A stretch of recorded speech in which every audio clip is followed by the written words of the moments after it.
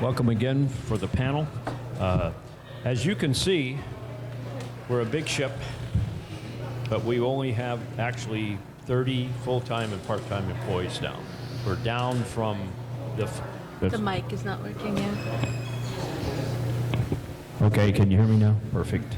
As you can see, we're a big ship. We got a little organization now. We're down to about 29 full-time, part-time, and we're going to start ramping up in the spring.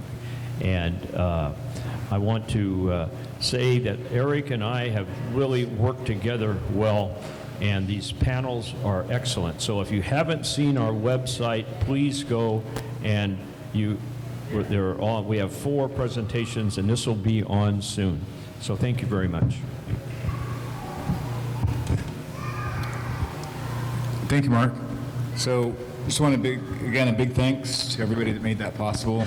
It was really great, and especially we've been dealing with constraints with COVID, so it was a very unique format. We're hoping that with COVID being over, a lot of things are going to open up more in person, but that was just a really great job, so thank you so much for that. And let's just, you know, a lot of this is trying to figure out what can be done. And I think we all know the issues, we all know the problems, you know, certainly the statistics. But the question that we're grappling with is what can we do as a community to help our friends and family members and coworkers? And that's the question. And if any of us had the answer, this problem would be solved.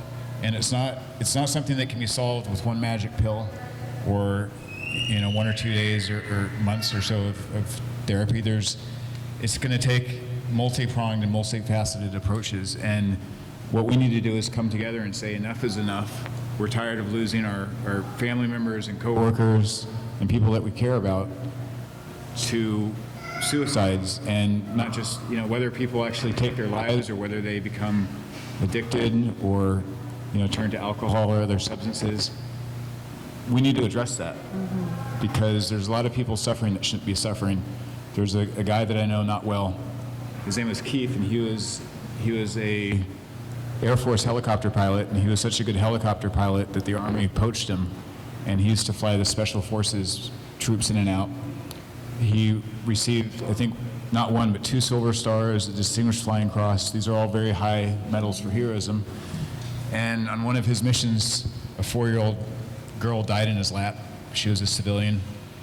And he came home and took his own life because he wasn't able to seek the help that he needed to process everything he'd seen. And what was sad about that is it only received a tiny little blurb in the newspaper. And this is somebody that, you know, America and our country should be celebrating. And he saved who knows how many American lives by flying into situations that other pilots went. And the fact that he felt so desperate that he had to take his own life, you know, it's something we as a community should really address. So what we're trying to do here with the Hornet is to use this venue, like I said earlier, to just basically have conversations going and talk and say, look, what is going on, and bring in experts and bring in people that have been affected by this and say, what can we do better? So with that, maybe we can just go around and people can add or chime in, or if anybody in the audience has anything that they'd like to say. The last time we had this, a member of the audience stood up and said, hey, you know, I was at a point in my life, he was a veteran as well, and he stood up and said he was at a point in his life where he actually walked to the Golden Gate Bridge and he was going to jump off.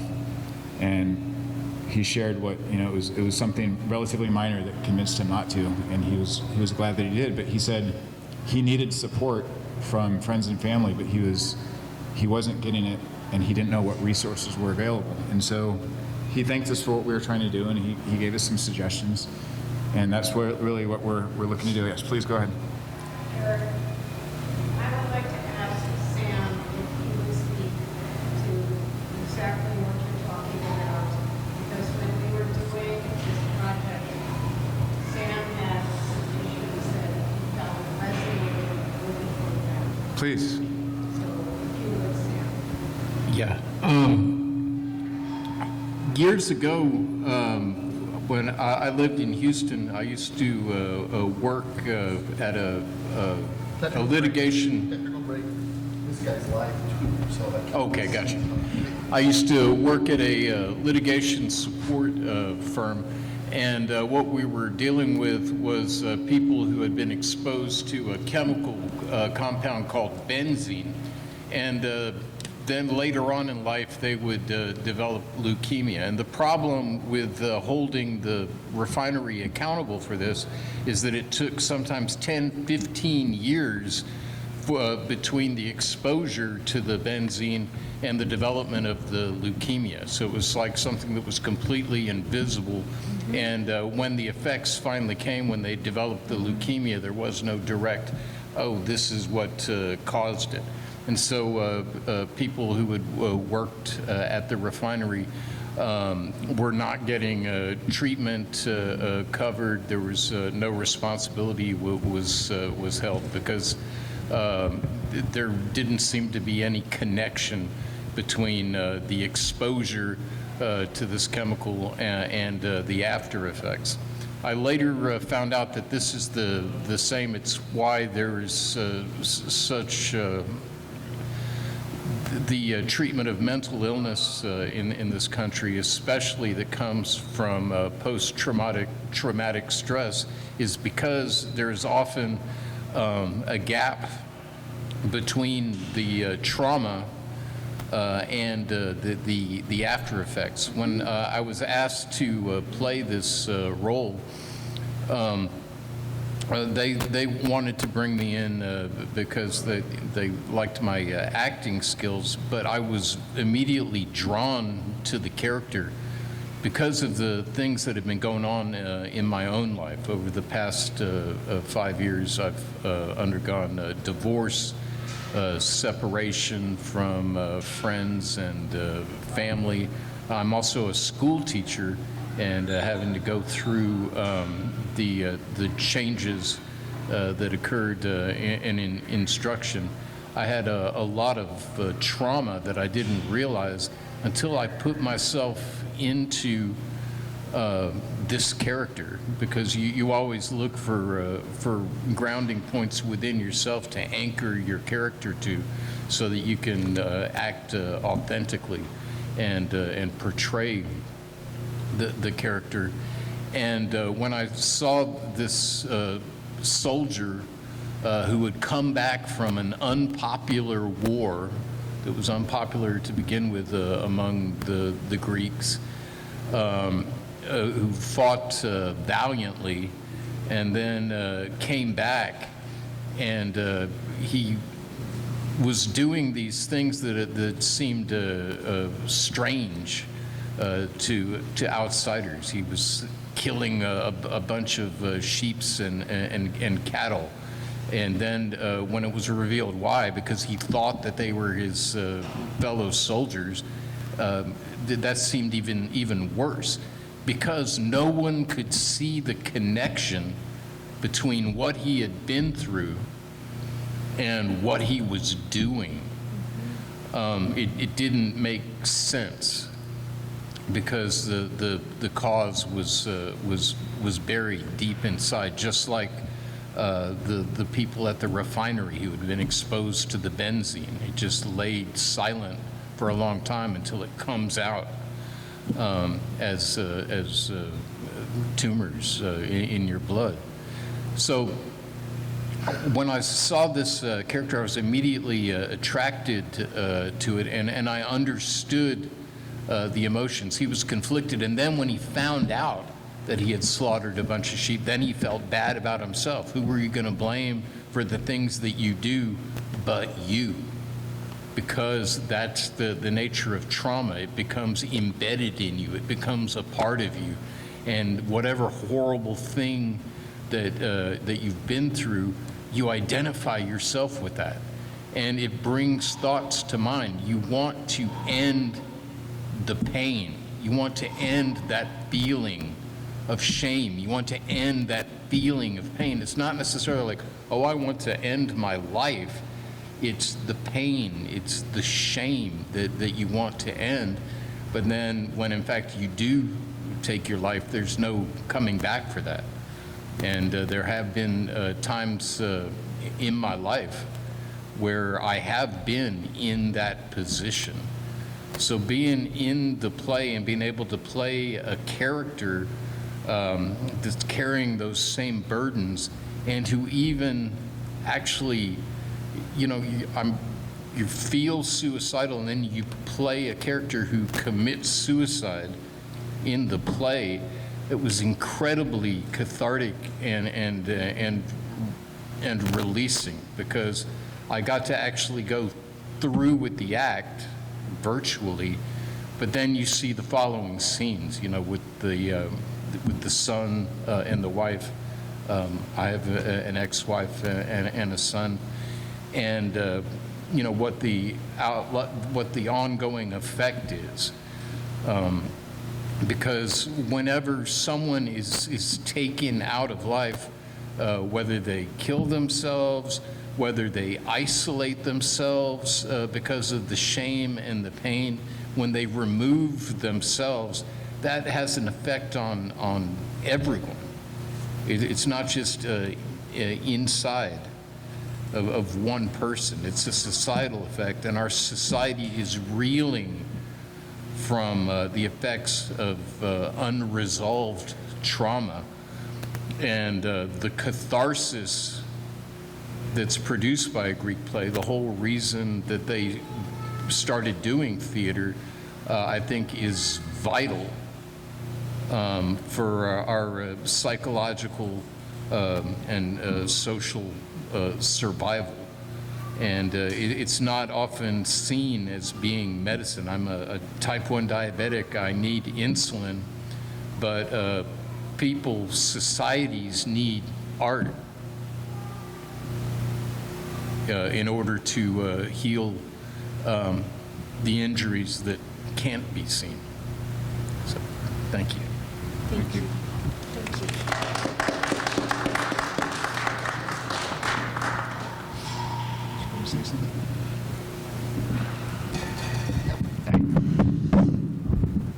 I mean, that was a lot, and I appreciate you saying that. Yep, make sure you guys can hear me. Yeah, I appreciate you coming out and saying that.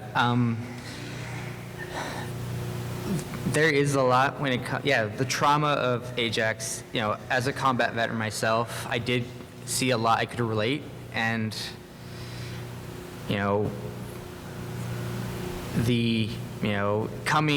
making that red with, the mistakes he made, or not the mistakes, but like the fact that he goes into that rage, kills those animals, thinking it's the people that, in his mind betrayed him, coming out of that, that haze, realizing that, the people he killed weren't killed, were actually animals, was, really something that, it's something you'll have. It reminds me of like the night terrors a lot of vets will have, and will wake up, screaming, and not even know it, and like will be reminded by their own partners or their family members. And I have a lot of clients who will do that, and then, they'll even like years later, not even realize it until someone actually finally says something, and like, oh, I didn't even know I had trauma until, my newest girlfriend told me I woke up screaming, or, I woke up in a cold sweat. And now it's been like 10 years since I deployed. And so, it kind of reminded me of that. And so, there is that long-term, like, delay for some people, and sometimes it's more instantaneous. And, they'll, I know when I came back from Afghanistan, there was some adapting to the real world again, and that would be alarms going off from a simple fire alarm or a simple car alarm. And, it takes some adapting, and sometimes it's long term, sometimes it's short term. But, and also sometimes, it's interesting that you talk about how the company, or like there wasn't that delay. And it reminds me of the, military would also just keep sending people back, and, you're seeing 4 or 6 deployments for a lot of people. And sometimes it's more of a business decision. Yep. As opposed to we didn't know. It's more like, we're just going to pretend that this guy is okay. He, sure, he's been in 6 deployments and 2 IED explosions, or his MRAP's flipped 3 times. But we really need him there. So let's just, pretend he's fine. And then we'll deal with the consequences later. And if that, includes a suicide, oh, well, that's just the cost of war. So sometimes it's more negligence and maliciousness or just the cost of war than it is a, accident or, can't really prove that for the insurance claims or lawsuits.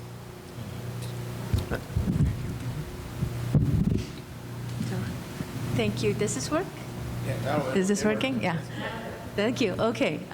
Thank you very much for, first of all, inviting me to this and letting me speak. And I was very moved by the play. Thank you for wonderful acting. It was so moving to watch it. And all I could think of was, as you guys were doing the dialogue of the play, I was, very aware of how much I don't know about Greek plays and Greek history. So, you could only do so much in one life. But, and the other thing that was really important to me as I was listening to it was literally in my head, I was going through, we touched on this symptom. We touched on this symptom. So it was literally the symptoms were highlighted in that play, and thinking that it was 1,000 years ago, that's quite amazing. I want to particularly talk about the two aspects of military service that were just raised. There are two different things that I deal with at work. One is called Gulf War syndrome or Gulf War illnesses. So it is when veterans from the Gulf War, they were deployed to the Persian Gulf, they were exposed to some fumes, they were exposed to a lot of different things, and they came back and they didn't have a lot of symptoms at that point, but years later they started showing up symptoms. And that became a very big thing for the VA. It became a big thing for Department of Defense because those symptoms were very dissociated from when the war happened. So that time frame had happened, and there was a lot of whether those new symptoms or disorders that were coming up, there was diabetes, there was pulmonary infection, there was overall pain, fibromyalgia, should they be service connected to the VA? And so that brings in the compensation issues and the insurance issues. And of course, my views are my views only and not the views of the VA or DOD or Stanford. I should have said that way earlier. But so, that length of time really does make a difference in terms of whether you get compensated or not for your, The other aspect of this is traumatic brain injury. So if you have mild traumatic brain injury, it does not show up in your MRI scan. Most people don't even get MRI scan because MRI scans are very expensive. Usually when you have acute brain injury or you fall on the ground, you're like, I'll be fine. I don't need to go to the doctor. If you do go to the doctor, you get a CT scan, not an MRI scan. And if you do have a really amazing doctor, if I was a doctor and I was your doctor, I would say, okay, come back 6 months later and you'll get an MRI scan. Well, I'm not a doctor, so that doesn't happen. So basically I'm not an MD, so I can't, I'm a PhD. So if you don't have that MRI scan and you can't tell that there's something wrong with your brain, it goes undetected. So in 6 months, a year, 2 years, you start having these post-concussive symptoms. Can't hear right. Can't really understand some of the things I'm reading. Oh, the light is bothering me. I have sleep issues. How do you connect that to the brain injury that happened, 2 years ago, 5 years ago, 6 years ago, 10 years ago? The VA takes on all of that because you're discharged from the military, so you're not DOD's problem, you're now VA's problem. So now you have to connect all that and figure it out. So what is the best way of connecting it?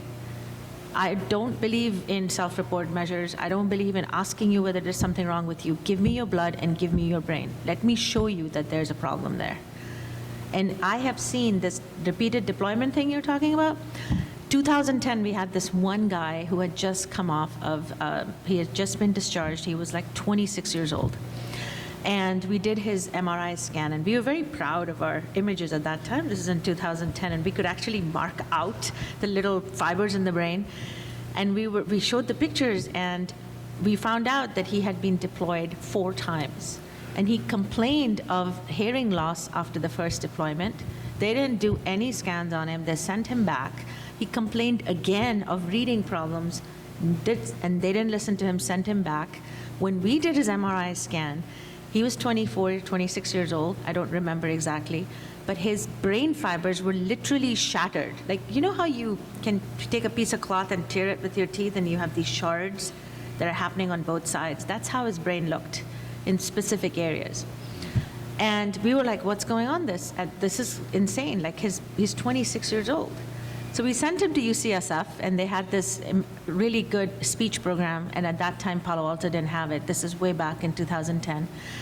We literally put him through this speech therapy and language learning program, and in 2 months, we scanned his brain again, and we saw fiber growth. We saw the brain fibers come up and start growing, literally growing. So to me, that's objective evidence. And we know from the past 2 years that science can actually help you in everyday life more than you thought it could before. So if you can show changes in the brain with help with complementary medicine, any kind of social interaction, anything that we do that helps these veterans, and we can actually show it to them. Hey, look, this is what your brain looked like before. This is what your performance looked like on a graph. Look how good you're doing now because of the therapy we're giving you, because you're hanging out sailing in a group or whatever. Some objective evidence that can show these people they're doing good in their lives. I think that would really help a lot, because I love getting A's, right? Who doesn't like getting A's? So I just think that's a really good way to do it. Makes sense. Of course. I hope I can answer it. No, I just, and again, you're speaking for yourself. Would you recommend that every person about to get out of the service have an MRI prior to their DD-214? I mean, would that serve that purpose? Okay. I'm not saying anything, but I'm nodding my head.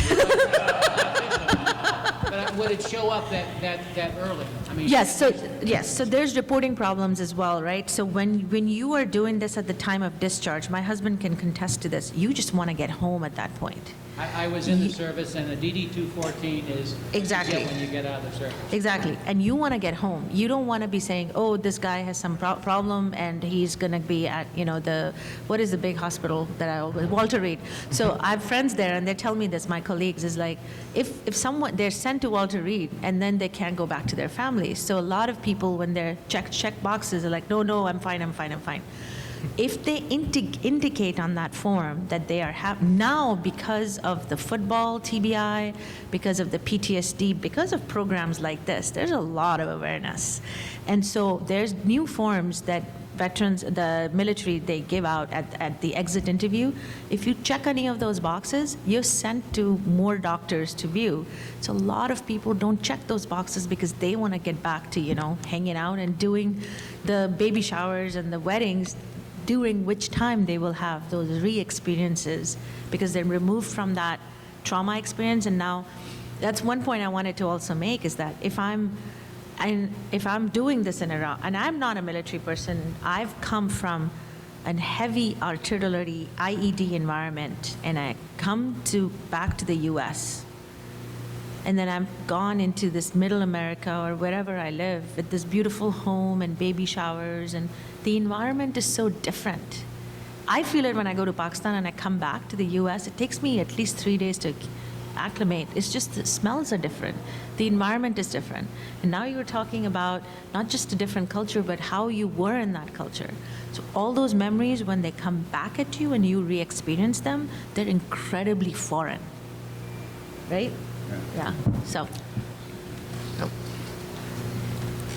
So I was going to say, your idea of, when you come back from a tour, the idea of sitting around getting more tests done is not something I wanted to do. Yeah. I wanted to disappear for at least 2 weeks, and I did. I went on a vacation, and I spent half my time alone just processing. And I think, to me, what would be a lot more beneficial, I think, is so when I got out of the military itself, because I did a combat tour, I got VA insurance, and that's actually what I still use. I do pay I pay for my my medicine, except for some combat-related stuff or some military-related stuff. But I think, the fact that I do have that and they give it to vets, like making that part of it, like, okay, once a year you come in, get an MRI, Yep. Make that a requirement, or not necessarily a requirement, but like highly encouraged. It's highly encouraged, yeah. Well, it should be. I'd never get one. They never asked me to. The only time I've ever done one was when I volunteered for a study. Yeah. But like So- that should be a requirement for all vets. So you can volunteer for my study and you'll get an MRI. Yeah. So the reason I say MRI, it's very expensive. CT scan can only catch real acute stuff, right? If you've had it in 3 days, it'll catch it.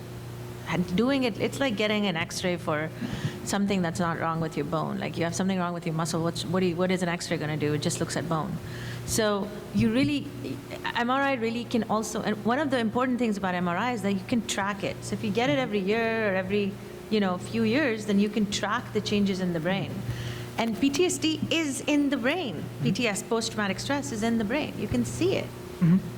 And then, like every doctor, whenever I do the annual checkup or every 6 months, whatever, it's like they always go through the questions, but it's like, if you're going to avoid it, you're going to avoid the answers because Oh, the yeah. spiel. Like, are you suicidal? No. Do you have any plans of harming yourself? No. The same thing I go with a new client in therapy. Like, they know, and yeah, exactly. And it's part of it. Like, coming up, when you talked about, like, coming up with new questionnaires, new forms, figuring out those kind of gotcha questions so you can figure out, like, that's... What you said, yeah, Yeah, tricking them, exactly. in a way, like tricking them for their benefit, making sure that you're getting the good answers. Exactly, yeah. And it's part of it, is like learning, getting them to learn, how to trust their doctors or their new therapists if they are, having to see a therapist at least once, someone reliable. And like, I have the VA Palo Alto I've been fortunate. Palo Alto's for me, it's been a great experience. Thank you. That's awesome. They're Stanford-based doctors. They're residents, so they do switch out every couple of years, which can be disconcerting for some people because a lot of civilians have like the same doctor for like 5-10 years.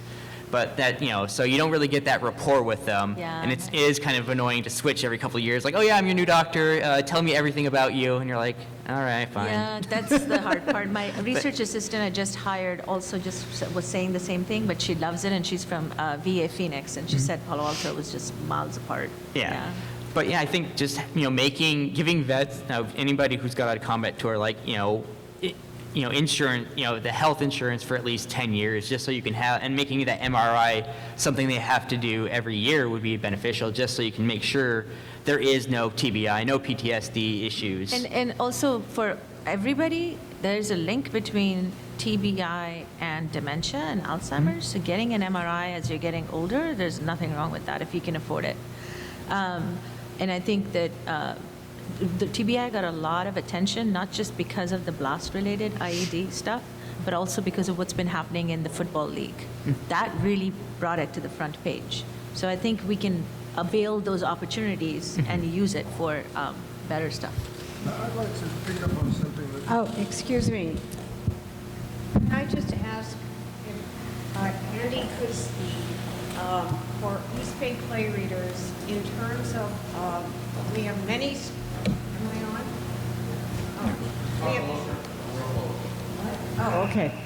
We have many school teachers in East Bay Play Readers, and right now we have a lot of issues going on with the schools and with the teachers. And I'm not asking Andy to speak specifically on that, but he is part of our group, and I know he has some words, and I wanted to make sure that Andy also got to speak on their behalf. And please speak into your mic. Okay. Well, I don't know how much I'm going to address for teachers. I'll try and, as I'm going along, think about that. I actually, in my practice, I'm a psychotherapist and actually have people from the school district that I see. Closer to your mic, Andy. I do have teachers and others from different departments within the county and cities that I see in therapy, and many of whom you could classify as suffering from post-traumatic stress. The schools are terribly difficult right now. It's just appalling, the things that teachers have to put up with and students themselves have to put up with, and what they inflict upon each other as students is just appalling. I mean, bullying is just incredible.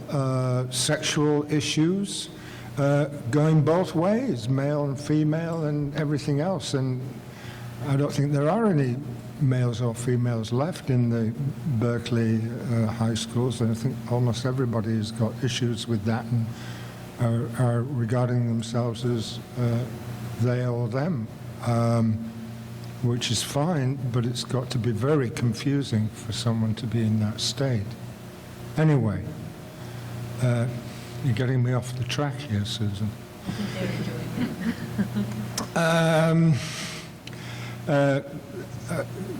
Thank you, Captain Epperson and your crew, for bringing us together today and talking about this very important topic. I wanted to talk a little bit about what Sam was talking about, the cathexis of seeing a play of someone suffering as Ajax is. And that's exactly what Sophocles intended. Apparently, tragedies were designed to create feelings of fear and pity in the audience, so that the catharsis, which would be a purging of those feelings, would be out of the audience. You would go in, you might be fearful, you might be pitying yourself, or you might be pitying somebody else. Those were regarded as being very bad for your judgment, to make decisions when you were angry or fearful or pitying someone. So the idea was that you would watch a tragedy, see Ajax suffering, feel the fear, the anger, and the pity, and pity him, and get it out, so that when you left, you were purged of those emotions. That's an amazing idea. We think of watching a film, TV or whatever as entertainment and passing the time and amusing us. We don't think of it as did you say medicine? Someone was saying the play as medicine, but the play as medicine. And that's exactly what Sophocles and the other tragedians saw it as. Specifically about Ajax, one has to ask, well, what was the trauma that he suffered? He didn't suffer a wound. In fact, he was the one giving out wounds. He was next to, correct me if I get this wrong, Jeff and Susan. So next to Achilles, Ajax was the best warrior that they had. Achilles gets killed, and he is passed over for the honor of getting his armor. He is the best soldier. He should have gotten the armor, and he was passed over because apparently Agamemnon and Menelaus, his commanders, didn't particularly like him. He was an arrogant son of a gun, right? So they said, oh, let's have a lottery instead of giving it to you. We know you're the best, but we're going to have a debate and decide maybe somebody else should get it. And then his arch rival, Odysseus, he gets the armor. Ajax is completely infuriated, and his pride has been wounded. That is Ajax's wound. It's a wound to his pride. It's not an AED. It's not being rolled over in an armored truck.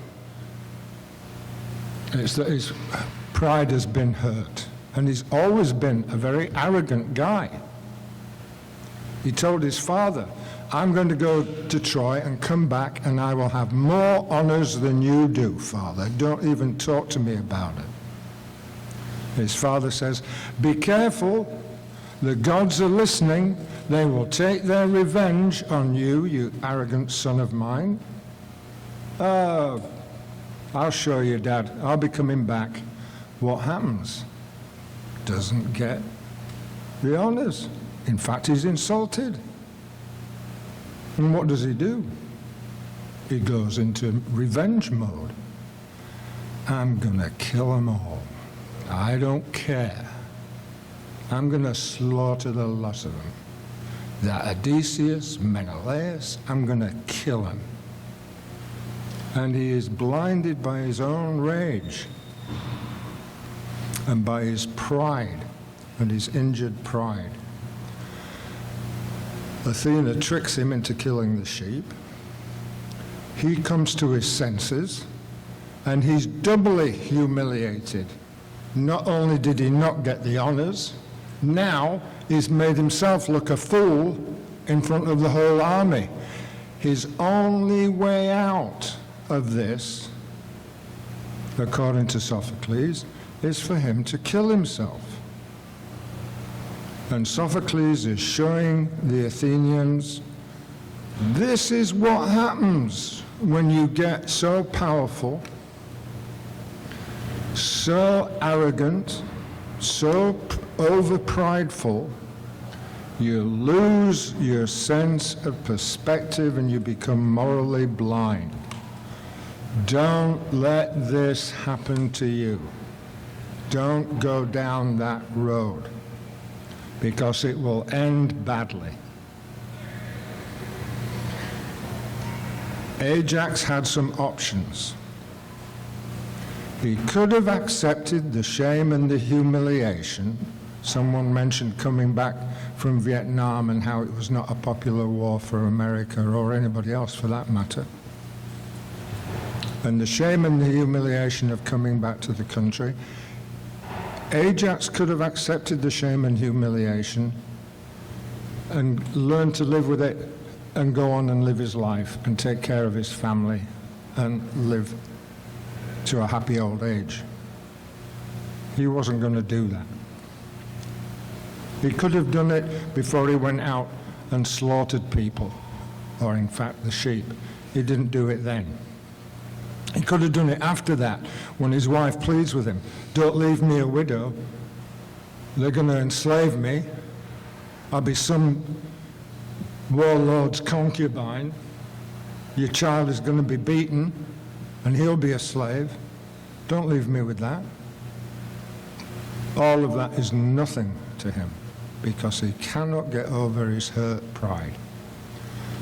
Now, I'm not suggesting that this is a dynamic that happens with everyone who suffers from PTS. But I, for one, can look at this and say, I've had similar reactions in my own life to some defeats. By the way, trauma not only means a wound, but it can mean, for the ancient Greeks, defeat. So how we handle defeat is, to my mind, what this play is about. When life is unfair to us, which it often is, how do we handle that? And how can we go on? What is it that allows us to go on? Not an easy question. Right, thank you. Thank you. Just I have, and for having read the part of Toyser, the brother, I'd like to add, without going any great depth, that the idea of no good deed goes unpunished. If you don't know what happened to Toyser when he took his nephew home, look it up, because it will give you a further idea of what can happen to somebody who does the right thing. Thank you. Well, thank you, everyone, and I think just one thing to remind us all is with post-traumatic stress, it's not what's wrong with the person, it's what they've experienced and what they've been through. And I think changing the narrative of we're not broken people, I mean, and I say we because I could speak from experience. I was one of the first people at the Pentagon on 9/11 and experienced some pretty horrible things. I spent a week there and then spent a couple weeks up at Ground Zero, several weeks in Haiti for the earthquake, et cetera. So I speak from experience, and part of what I went through was years of thinking that I was broken and weak and shamed. And it's taken a long time to understand that it's not something that's wrong with me, it's what I've experienced, and that's what we're trying to help share with other people. So thank everyone for being here, and this is just one more of what's going to be hopefully many more conversations. So I would invite everybody to be part of this moving forward in whatever capacity we can. Thank you so Thank you. much. Thank you. Thank you, everybody. Thank you very much. Thank you. It's been great.